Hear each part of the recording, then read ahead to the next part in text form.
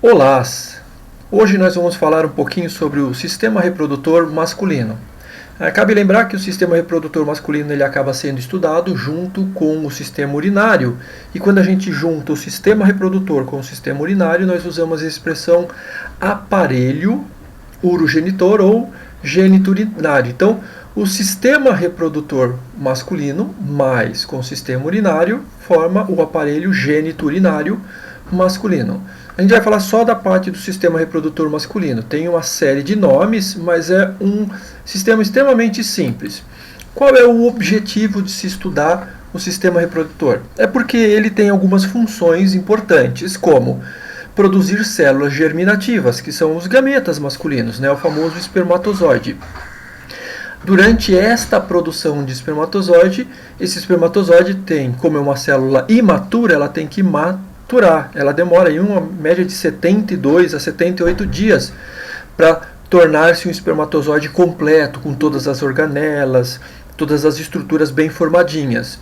Esses espermatozoides vão ser armazenados num outro órgão e, quando forem utilizados, eles precisam ser ativados. Isso quer dizer que a partir do momento que ele ativou, ele tem aí um prazo de 24 a 72 horas para encontrar a sua parceira lá, que é o óvulo. Então ele tem um tempo de vida, desde, lógico, que essas condições sejam dadas para que ele sobreviva. Se não estiver num ambiente que é inóspito, um ambiente que não é bom para ele, esse espermatozoide vai morrer. E outra função é que o sistema reprodutor ele contém órgãos que produzem os hormônios sexuais masculinos. Tá? Nesse caso aqui a gente está falando principalmente da testosterona.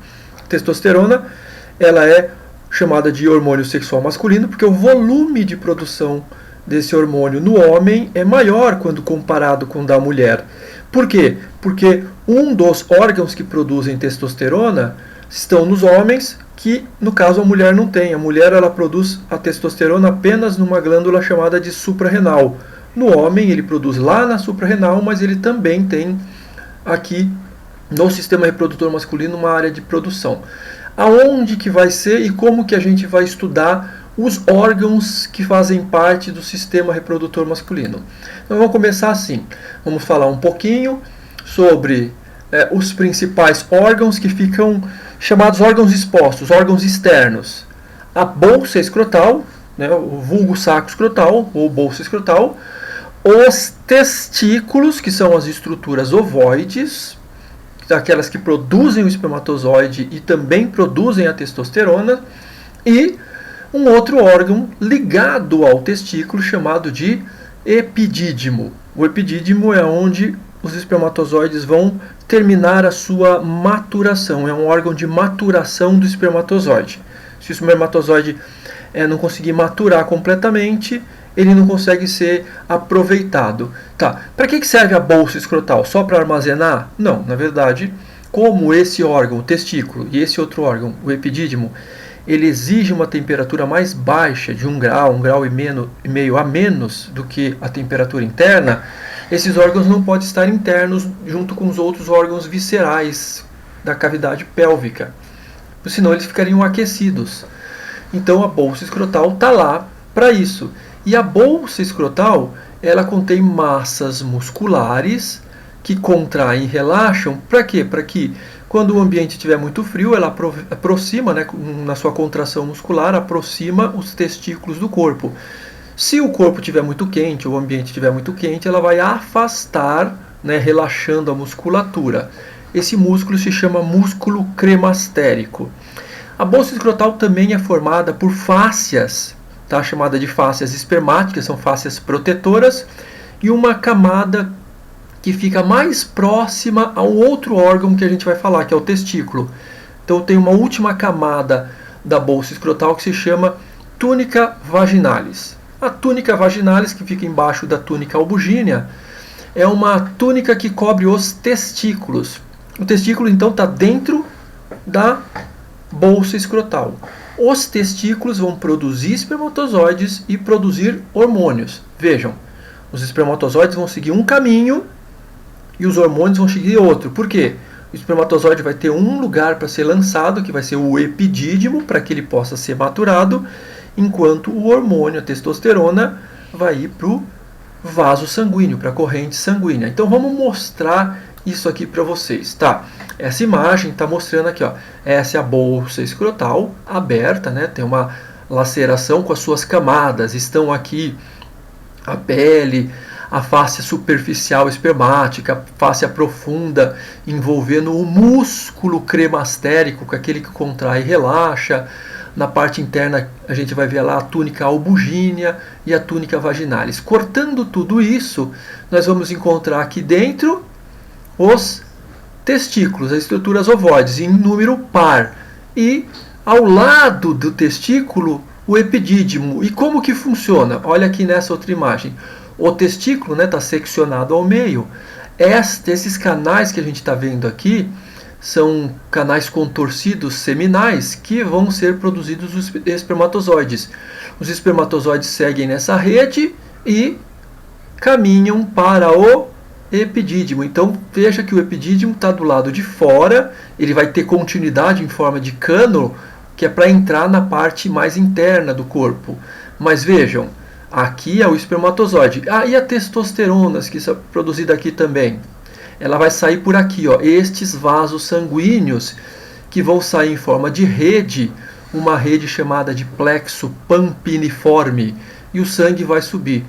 É interessante a gente lembrar aqui que os vasos sanguíneos eles descem e sobem pelo canal inguinal, e muitas vezes disfunções circulatórias nesse canal ou disfunções circulatórias nas veias, né, do plexo pampiniforme pode gerar alguns inconvenientes, como a hidrocele, né, que é acúmulo de líquido na bolsa escrotal, ou também a varicocele, que são as varizes formadas aqui no plexo.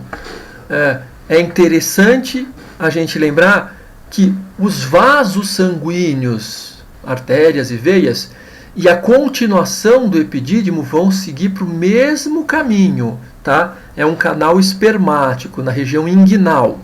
A gente vai continuar. Então, os três órgãos que a gente começou foi bolsa escrotal, testículo e epidídimo.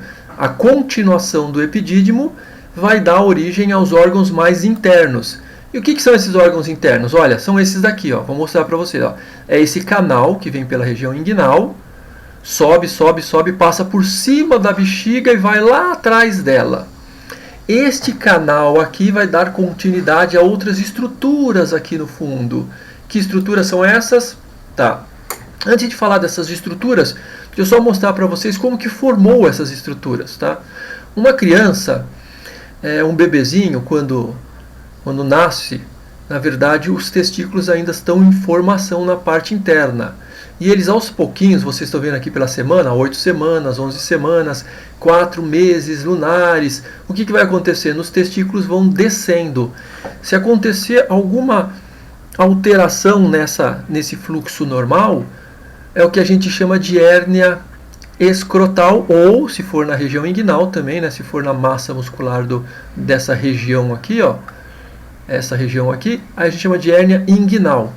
Essa hérnia pode ser completa, né, o testículo não conseguiu descer, ou simplesmente o testículo desce, ele fica na bolsa escrotal, mas existe uma ligação do músculo cremastérico, que é aquele músculo que dá as contrações na bolsa escrotal, existe uma ligação ainda com os músculos abdominais. E aí toda vez que o indivíduo faz uma contração abdominal, ele puxa o testículo para dentro. Isso é ruim, porque o indivíduo não pode fazer força. Toda vez que ele faz força, o testículo fica encarceirado nesta região aqui, tá? Que é chamada de hérnia encarceirada. Bom, os órgãos que estão na região mais internas, aquele canal é chamado de ducto. Então aquele ducto é por onde o espermatozoide vai ser direcionado. Esse ducto era chamado antigamente de vaso, tá? Por isso, quando se retirava o vaso por onde transportava o espermatozoide, as pessoas usavam a expressão, usavam e ainda usam, né, a vasectomia. Hoje a gente chama de ducto, aquele canal todo de ducto deferente. Ele está saindo lá da região do epidídimo, né, o ducto deferente do epidídimo. No finalzinho dele, ele vai entrar dentro de uma glândula chamada de próstata e ele vai se chamar ejaculatório. Mas antes disso acontecer, ele está ligado a uma bolsinha chamada de vesícula seminal. Como que é isso? Assim, é uma forquilha, né? O ducto vem. Quando ele chega na entrada da próstata, ele entra na próstata, ele muda de nome, mas ao mesmo tempo tem uma vesícula do lado que vai produzir no sêmen. Esse sêmen é o ativador do espermatozoide. Então, o ducto deferente ele é utilizado para armazenar o espermatozoide, já que o espermatozoide ele não pode passar por ejaculatório, já que se ele passar pelo ejaculatório, a vesícula seminal que tem sêmen dentro vai ativar ele só pode entrar no ducto ejaculatório durante a ejaculação onde ele é ativado. Então o ducto ejaculatório é um ducto fechado, ele só abre durante a ejaculação. E a vesícula seminal é onde produz o ativador, o sêmen. O sêmen é um ativador e também uma secreção que nutre o espermatozoide para manter ele vivo. Tá? Essa vista que a gente está tendo aqui é uma vista posterior, né, da bexiga. Isso daqui é uma bexiga, vermelhinho, e aqui a parte de trás. Este canalzinho aqui, ó, é o ducto deferente. Cuidado, não confunda com esse que a gente já estudou, é o ureter. O ureter vai jogar a urina dentro da bexiga. Esse daqui está passando pelo lado de fora, ó. Tá vendo lá da frente, vindo aqui atrás. O ducto deferente, quando entra dentro deste órgão, é a próstata. Aí ele vai ser chamado de ducto ejaculatório. Mas antes, ó, essa bolsinha que está aqui do lado, a vesícula seminal vai jogar o sêmen junto com o espermatozoide. Note que o deferente aqui está bem dilatado, o que significa que ele está bem cheio de espermatozoides. 5% do volume da ejaculação representa aí algumas secreções como espermatozoide e algumas secreções prostáticas. Tá? Aí, o ducto ejaculatório, ele termina aqui, ó, dentro da próstata. Isso aqui é uma fatia, isso aqui é a bexiga, embaixo da bexiga está a próstata. A gente sabe que aqui é a uretra no homem, né? A bexiga dá continuidade na uretra, mas na uretra do homem tem esses furinhos aqui na altura da próstata. Esses furinhos pertencem ao ducto ejaculatório, que foi a continuação do ducto deferente. O indivíduo, quando ele está urinando, esse canal se abre, aqui, ó, aqui se abre. Mas quando ele está ejaculando, o que acontece? Aqui se fecha e abrem-se estes canais.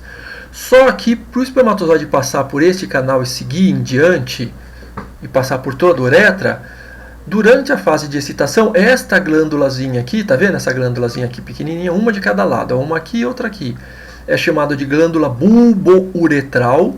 A glândula bulbouretral vai produzir uma secreção cristalina, lubrificante e neutralizante dos ácidos que contém aqui na uretra. Então, antes do indivíduo ter ejaculação, ele expele uma secreção e esta secreção ela vai servir para higienizar e lubrificar a uretra, para quando o indivíduo ejacular, os espermatozoides somados com as secreções prostáticas, somados com a secreção seminal, se misturam aqui e descem para o canal da uretra, tá?